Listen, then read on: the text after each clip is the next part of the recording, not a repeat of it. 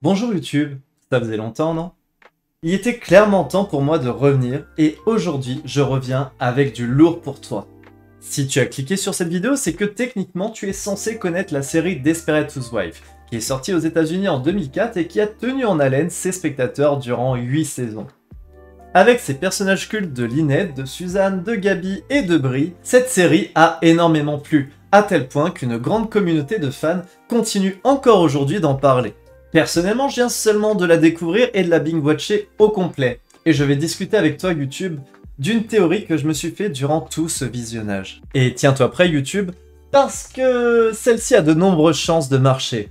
Tout d'abord, avant de démarrer cette théorie, il y a une réflexion qui se pose dès le titre de la série, Desperate Housewives. Les femmes ou les ménagères désespérées. Bon, ménagères, on comprend pourquoi en regardant la série, puisque ce sont des femmes qui restent à la maison, qui éduquent leurs enfants et qui gèrent, tout simplement, la vie conjugale. Mais je souhaiterais revenir plus en détail sur le terme désespéré si vous me le permettez. Désespoir, perte de toute espérance, abattement total de quelqu'un qui a cessé d'espérer, affliction profonde, détresse, désespérance, sombrer dans le désespoir. En somme, le désespoir ne trouve aucune solution, il n'a plus aucun espoir et il peut en arriver à vouloir mettre fin à sa vie. Mais pourtant, quand on lit cette définition, on pense pas forcément à cette série. Des femmes qui, malgré tous leurs problèmes, finissent toujours par trouver des solutions ou bien tout simplement s'entraider. Et franchement, quand on parle de désespoir, l'entraide, c'est pas la première chose auquel on pense. Alors, et si, en réalité, les 4 femmes qu'on suit s'étaient donné la mort à cause du désespoir avant même le début de la série? Bon, je vous vois vous semblez dubitatif. Laissez-moi vous expliquer.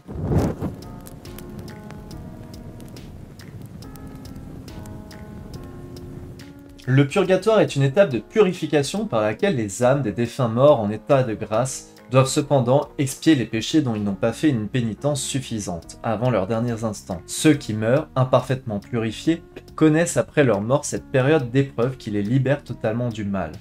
Ainsi, ils obtiennent la sainteté nécessaire pour accéder au paradis. Notre histoire débute avec l'apparition de ces 4 femmes dans la célèbre rue de Wisteria Lane. Une rue qui n'est répertoriée sur aucune carte et qui, ne semble pas vraiment exister. Cette rue a d'ailleurs un nom qui va un petit peu dans le sens de notre théorie. Lane qui signifie le chemin et Wisteria qui est en fait une plante superbe que l'on appelle en France la glycine. Et normalement la glycine ça te parle puisque c'est une plante aux vertus empoisonnantes. La glycine est une plante toxique et irritante. Ce sont les gousses et les graines qui sont le plus souvent en cause dans les accidents chez l'enfant. Bon déjà quand on y réfléchit, il y a peut-être déjà un truc. Et Wisteria Lane, si on va plus loin, est également une rue qui fait partie de la célèbre ville de fiction Fairview. Fairview. Voir le juste ou à la vue du juste, avec une majuscule. Si on regarde donc ces deux traductions, on peut commencer plus ou moins à comprendre pourquoi je parlais de purgatoire. Ce juste qui regarde les 4 filles se prénommerait Marie-Alice. Dès le premier épisode, la jeune femme disparaît et devient la narratrice de l'histoire. Il y a plusieurs détails dans sa narration qui vont nous intéresser. D'abord, l'ambiguïté du personnage, puisque c'est un personnage qui parle en étant mort. La présence de ce qu'on appelle cette voix de l'absence permet de donner un pouvoir de connaissance, un pouvoir omniscient qu'on ne peut voir que dans l'au-delà. En preuve, à chaque début d'épisode, Marie-Alice commente et livre ses connaissances sur les personnalités des héroïnes de l'histoire. Tout ceci dans une narration à l'imparfait. On peut d'ailleurs noter un parallèle avec le genre littéraire renforcé par l'amorce, à travers le terme « oui », qui est une véritable signature chez Marie-Alice. Oui, en banlieue, chaque jour nouveau apporte son lot de nouveaux mensonges. Chacune de ces intros et de ces conclusions apporte des morales sur la nature humaine. Chaque épisode est conçu comme l'illustration d'une unité thématique plus importante en réalité que les parcours individuels des personnages. Comme si ce que nous devions retenir de ces épisodes était en réalité la morale. Marie-Alice nous donne des leçons et on fait la morale aux personnes qui n'ont pas été justes. Leverato et Montebello, sociologues du cinéma, iront jusqu'à dire que les propos généralisants de Marie-Alice ne sont pas de simples synthèses d'épisodes, mais une véritable morale qui permet de rapprocher la série de l'œuvre biblique. La morale que l'on peut tirer des conduites mises en scène qui rapprochent la série télé de la Bible fait partie de l'efficacité de la série télé comme forme de spectacle. Ce rapprochement avec la Bible nous ramène à la mort sans oui, dont on a parlé juste avant, et qui évoque l'écriture des chœurs antiques et des psaumes bibliques. Bon, vous l'aurez compris à travers l'analyse de cette narration chez Marie-Alice, mais il y a bel et bien quelque chose de religieux dans tout ça. Mais en soi, je vous apprends strictement rien, puisque dès le début, dès les premières secondes de chaque épisode, eh bien on voit ça. Ce générique, bien qu'en apparence une critique envers le féminisme, nous apporte quelques éléments de réflexion. Dans la première succession d'images, on y aperçoit la pomme de la faute originelle. On y évoque ici la faute de la femme, mais aussi la vue du péché. On peut aussi noter l'époque ici qui est la Genèse. Nous avons ensuite l'Antiquité avec le temple de Philae, où l'on aperçoit Néfertari, épouse de Dieu. S'ensuit la Renaissance avec les époux Amolfini de Jan van Eyck. Puis le XXe siècle avec American Gothic de Wood. La période des guerres mondiales avec les œuvres de Dick Williams et d'Andy Warhol. Avant d'arriver aux années 80 avec Robert Dale. Et pour finir à nos jours, ce dernier plan est un retour sur le premier plan, sauf que ce n'est plus Ève, mais les 4 femmes qui tiennent le fruit détendu. Elles ont fauté. On peut comprendre de ce générique une chose, qu'importe la période, il y aura toujours des pécheurs qui seront jugés. Comme un cercle vicieux, les erreurs se reproduisent sans arrêt. Tout comme on le voit dans le dernier épisode de la série, quand les femmes partent de la ville, elles sont remplacées par de nouvelles pécheresses. Et si on y réfléchit bien, en fait, dans Fairview, eh bien, il n'y a principalement que des délinquants quand tu regardes. Des anciens détenus, des assassins, des infidèles.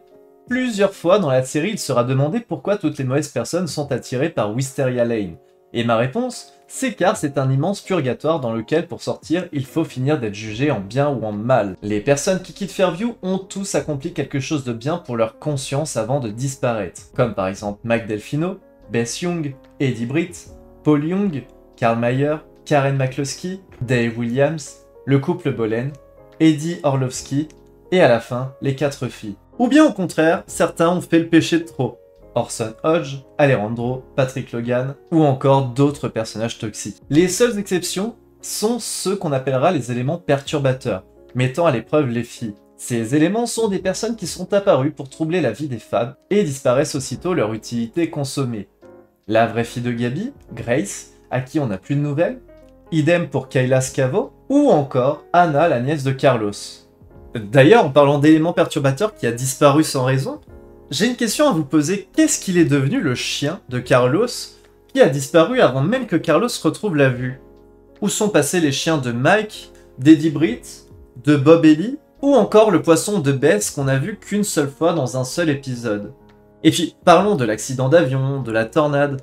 Bizarrement, c'est des événements qui n'arrivent que très peu, voire même jamais, et qui là apparaissent toujours en faveur des filles, comme si c'était au final des soutiens divins. Et puis, qu'on se le dise, vous ne trouvez pas ça anormal que, quoi qu'il arrive, les 4 filles s'en sortent toujours, même malgré la perte d'un rein, un cancer, l'envie de se suicider, l'agression, les prises d'otages, rien du tout qui ne les mène à la mort. C'est comme si, au final, tout était faux. Comme si les animaux de la série n'étaient que des prétextes dans un monde fictif, dans ce purgatoire où la vie n'est plus réelle. Comme si nous étions dans un monde créé uniquement pour les 4 femmes. Et si au final, tout ce monde ne menait qu'à une seule chose, mettre à l'épreuve nos 4 pécheresses afin qu'elles ne trouvent le salut? Et si toute la série nous menait à leur jugement, comme dans le dernier épisode? Et si également, la série se concluait sur le départ heureux des 4 femmes, voguant vers une nouvelle vie heureuse, sans problème, comme dans le dernier épisode? Et si ces 4 femmes recevaient l'approbation des autres morts, comme nous le montre Suzanne dans le dernier épisode? Et si ces femmes s'en allaient la conscience tranquille et permettraient à d'autres femmes d'être jugées à leur tour, comme dans le dernier épisode? La série débute alors à leur arrivée dans le purgatoire et se termine lors de leur jugement pour un monde meilleur. Les amis, cette théorie se conclut là-dessus. Comme vous l'aurez compris, je suis parti quand même pas mal dans le spirituel, mais néanmoins, si vous regardez de plus près, il y a beaucoup d'indices qui mènent à penser que tout ceci n'était pas réel. Donc n'hésitez pas à me dire si cette théorie vous semble totalement farfelue ou si au contraire, vous en tant que fan de Desperate Housewives, vous pouvez y croire également. N'hésitez pas à me le dire dans les commentaires et surtout n'hésitez pas à me soutenir par un petit like, par un petit partage ou juste par le bouche à oreille. N'hésitez pas à en parler autour de vous afin que ça puisse m'aider à concevoir de nouveaux projets sur la chaîne, de nouvelles théories et plein de nouvelles choses qui vont arriver très bientôt.